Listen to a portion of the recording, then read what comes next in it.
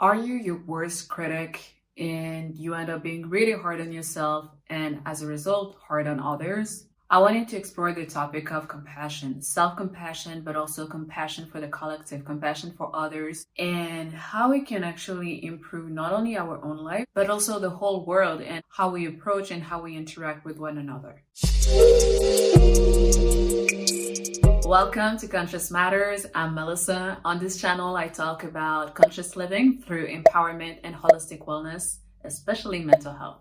There are two other things that we often mistake for compassion, or we use these terms interchangeably when they're actually different. So you have sympathy, empathy, and compassion are three different things. Sometimes just like a minor difference, but it's still a difference.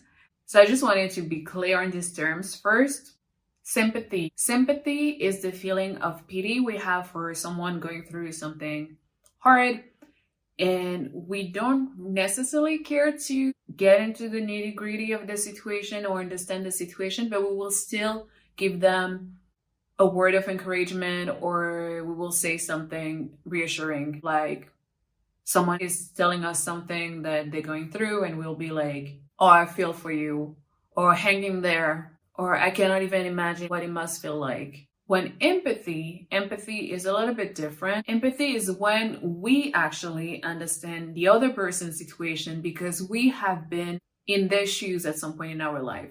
We understand it, but from our own perspective, going back to our memories, like our past experience, which was a similar one that the other person is going through.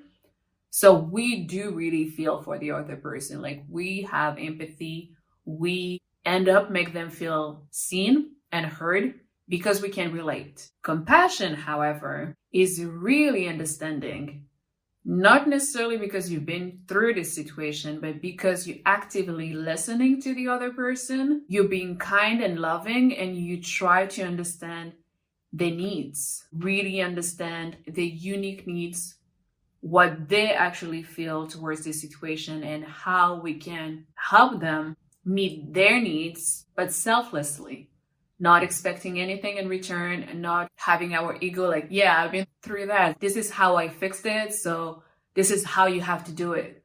When at the end of the day, we're all unique, we're all different. So we all have different ways to cope with certain things, even though some methods can work generally for a lot of people. But with compassion is really understanding the unique needs of the person going through hardship, and not what we would want to do necessarily if we were in the same position. So I would say compassion is the next level of empathy, but the real definition of compassion is actually recognizing someone else suffering and adjusting or personalizing our response by putting our ego aside to alleviate their own suffering. Literally calling the humanity inside each one of us, because we all share this connection with suffering. We suffered at one point or the other, and if we haven't, which I doubt, because even babies, like, they went through suffering. So if we haven't, no matter the intensity, we will suffer at some point in this life. So since we're all going through that suffering, we all have some kind of connection or relationship with suffering, we can see it in someone else. Compassion is about asking, what do you need? Or what do I need? So let's start with self-compassion. We live in a high-pressure society where self-criticism, being hard on ourselves, and beating ourselves up when we're not succeeding at something are the norm. And depression and self-hatred are a common thing, a recurring theme. But self-compassion is not self-pity. Being kind and caring to ourselves is actually a way to build ourselves up, so we can actually carry out the tasks that we need to carry out with sanity. Self-compassion is putting down our weapons, is lowering the pressure, taking a pause, and assessing what our actual needs. Why do we feel so pressured, so forceful, so stressed, so hard? And then trying to see, what do I need? Literally going from being at war with self to becoming loving, nurturing, kind, patient with self. Going inwards and investigate, understanding our needs, how to fulfill them, and provide the necessary care that we actually need, and this need not being expressed make us act that way that is very hard. Self-criticism, self-hatred, and all of the common negative things that we deal with as individuals in this society. So going into the suffering without minimizing, brushing it off, or bypassing it is so uncomfortable.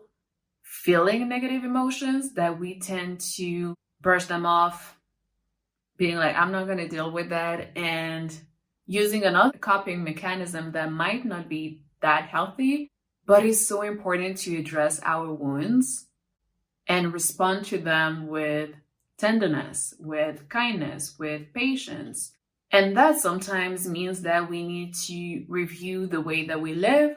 We need to review how we go about life, our own behavior, reassessing our goals so they can become more manageable and attainable, going from a sprint to a marathon, instead of rushing into things, like really breaking things down and going step by step, little by little, so we can actually give ourselves a chance to succeed, instead of like rushing and trying to do everything at once and putting so much pressure, feeling down and depressed. And and to cultivate self-compassion is also crucial to remind ourselves that we are not our work, we are not our achievements, we are not our feelings, we are not the amount in our bank account. We are us, and that's enough. That's enough. It's important to distinguish what we're going through, the experience, with who we actually are, really making a difference between the being and the doing.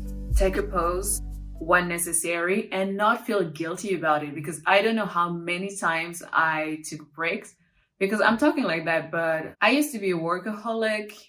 I mean, I kind of still am, but much more mindful. So even when I would take breaks, I will feel guilty, because I will look at the time and feel like, okay, I could have done this and that and this and that, and then starting to thinking about work and think that I have to do, etc., and actually not using my resting time in the most efficient way possible to actually rest and then be going back to work full of energy. But instead, I would just waste time, because my resting time would be full of me being in my head, thinking about what I should do with this and that. Actually, the should statements, they're really not working in our best interest. So little by little, I learned to actually enjoy my resting time, to just be and fully rest. So when I'm back into work, I'm in work mode, which makes me more efficient. So all of that to say, take breaks when necessary, enjoy the rest, and then get back into it. No need to put so much pressure. Have compassion. If you work that hard, it's normal that your body and your mind needs to rest, and vice versa. If you rested well and your mind is completely relaxed, then it's time also to get it occupied. Compassion for others, for the collective, is not that far from self-compassion. Once again, I think that if we don't know how to treat ourselves, it's hard to know how to treat others. It doesn't mean you cannot be compassionate with someone else if you're not compassionate with yourself, but it's easier and you're more willing to be compassionate in a healthy way and more selflessly when you have learned to do that for yourself. Anyways, compassion for other people, for the collective, is not that far from self-compassion, but it's still a little bit different, because for self is more about the pressure that we put on ourselves with all of the messaging that we have received about what kind of person we're supposed to be, what kind of adult we're supposed to be. But with the collective, it's still a lot of messaging that we have received from the youngest age, but the messaging is a little bit different here, because it's more about how desensitized from others and events we have become because TV, because of media, murders, hate, terrible events on TV, on the news, etc., that we became so used to see that, and the way that is actually presented, it just made us completely in our own bubble. being like super individualistic and kind of having this mindset, yeah, but that's them, that's not me. Or that's them, that's not us. So we end up thinking that we're not connected to one another. We completely forget about our interdependency of ourselves with everyone else. I once heard someone say that when drinking our coffee or our tea, we took just 1 second to think about all of the people that participated in us having this moment, like the people who harvested the coffee grains or the tea leaves, the people in the manufacturer, the people who delivered it, the people at the store, the cashier, etc. And how we came into your home and you actually having that moment. I thought it was really interesting because we do forget, like, everything that we use, they come from somewhere. Like, even just, let's say, even a phone, even before like all of the manufacturer, the whole chain, it comes from someone's idea, someone's brain, someone's imagination. So if we could like just take 1 second, like the person said, to not forget how connected we are, even the suffering aside, how connected we are. And now with the suffering added, we can really truly see that we all want it's a unity because we're all different, but differences are not separation. We're all on different journeys. We all have different stories. We all had different things to go through.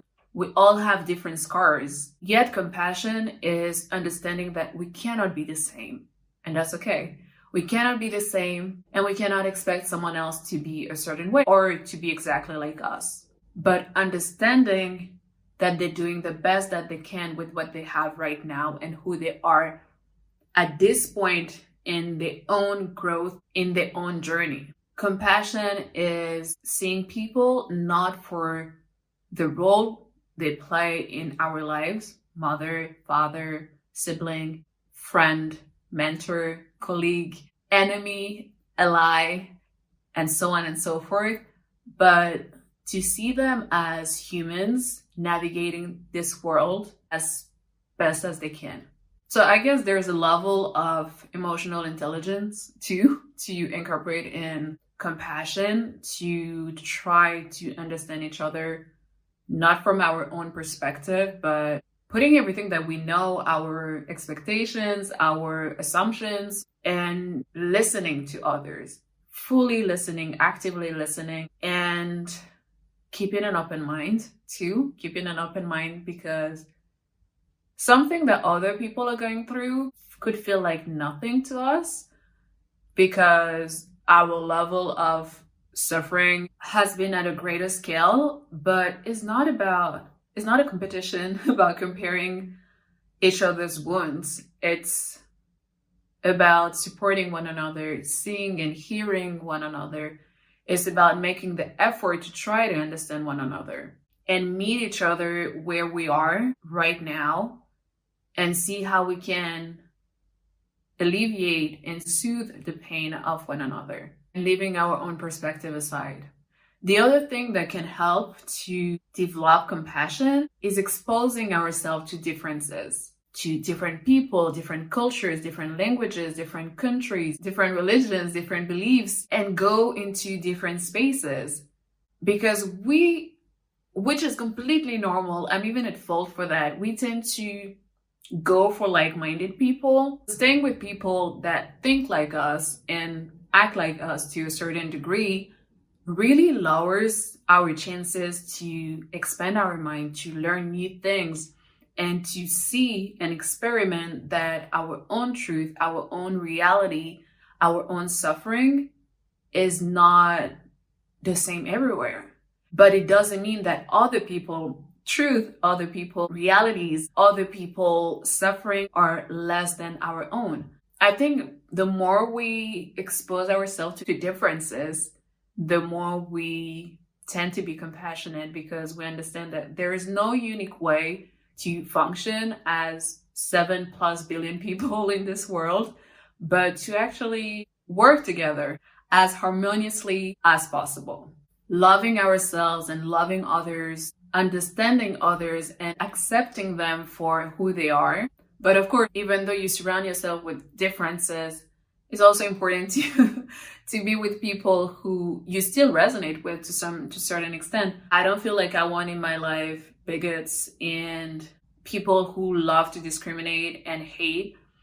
This is not what I vibe with, but I can be with people who are completely different in their way of thinking and the belief, etc., but without having this negative mindset. And even people with negative mindset, sometimes, even though you don't necessarily need to be with them or for them to be your best friend, but it's so interesting, like, to look at their behavior from afar, or even having a conversation with them to understand where they're coming from. Why do they think like that?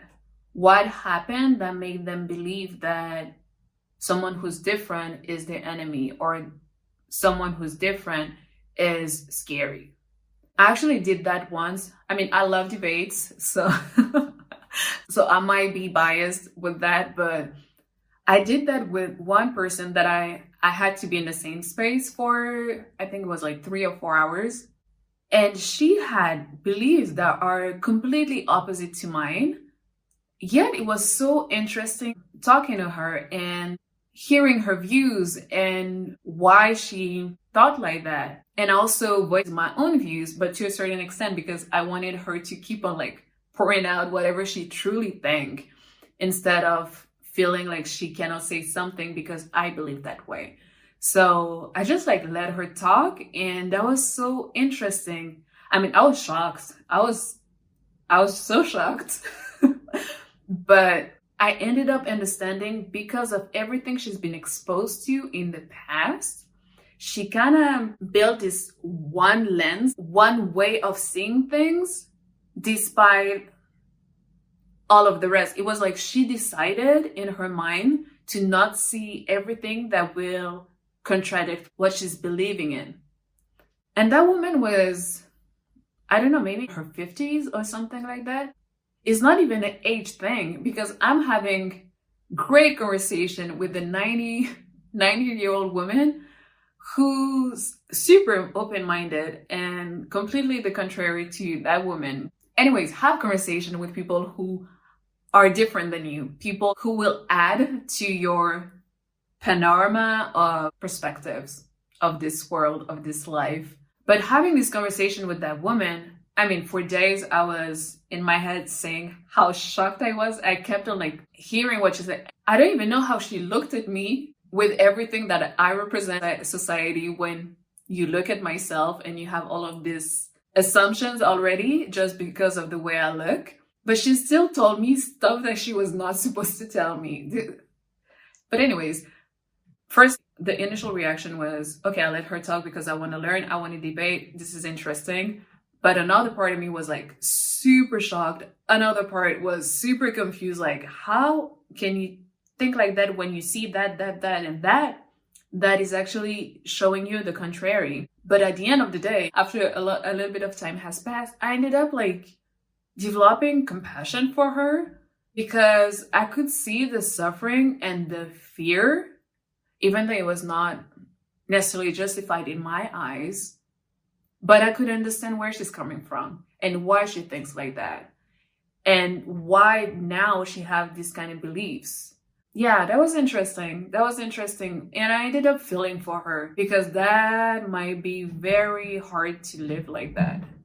It might be very hard living with that kind of anger, that kind of pain. I'm using this example because most of the time when we think about compassion, we think about, oh, homeless people going through natural disasters. Evident compassion, like you feel evident pity for people with the extreme. But you can find compassion for your neighbor. You can find compassion for your colleague. You can find compassion for people you have to share space with and you completely disagree with everything they stand for. You can find compassion in literally everything and everyone.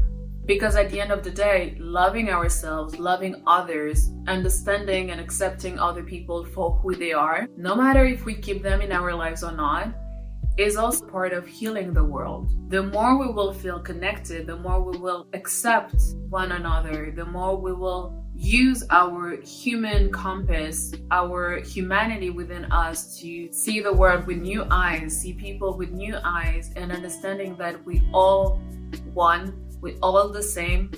Despite our differences, we still all have the same basic humanity within us. And that is part of bringing one another together instead of separating, instead of pointing fingers, instead of classifying people. I'm better than you, you better than me, you worse, you this, you that. No, we're just all humans. There are realities that we all face because of our differences, and they should not be unseen, they should not be bypassed, they shouldn't be not recognized, they should be acknowledged. Yet at the end of the day, when we scratch beneath the surface, beneath the differences, we're all the same because we all want to be seen and heard. We all strive for joy, for love. We all want our basic needs to be cared for. We're born at a certain time and we'll die at a certain time. There's no escape to that. So let's focus more on what brings us together rather than what separates us, or at least think that separates us.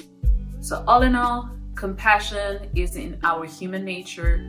We all suffering, we all have suffered, we all have or will suffer in life. Instead of criticizing and punishing self and other people, why don't we aim for facilitating, guiding, empowering, and wishing well to improve self-esteem? Let's not let each other sink into despair, hopelessness, and loneliness. Instead, let's rethink compassion as a powerful cooperation tool to make us stronger rather than seeing compassion, empathy, and sympathy as a weakness. I hope this video was helpful. Thank you for watching as usual. And share in the comments if you feel like you need to work more on self-compassion or compassion for the collective. Don't forget to like, comment, and subscribe, and share this video to help this channel to keep on spreading the word about conscious living through holistic wellness. And as always, stay true, keep on showing up for yourself, and let your soul lead the way. Thank you. Take care.